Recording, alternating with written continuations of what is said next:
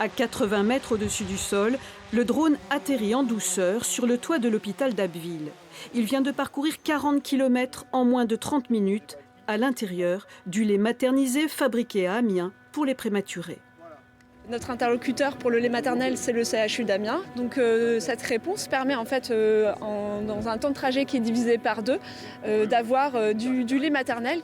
Avec près de 3 mètres d'envergure, le drone utilisé transporte jusqu'à 3 kg de matériel médical. Il assure une rotation entre Amiens, Abbeville et Montreuil-sur-Mer, dans ce couloir aérien ici en jaune.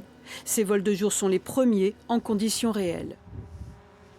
Le survol de zones urbanisées, le survol de zones moins urbanisées, l'atterrissage, le décollage sur des terrasses de toits hospitaliers pour montrer que l'ensemble des conditions réelles, quand elles sont cumulatives, ne viennent pas perturber les résultats des prélèvements biologiques. Vibrations, température, une trentaine de vols sont prévus d'ici la fin de l'année pour évaluer l'impact de ce mode de transport sur la qualité des échantillons médicaux.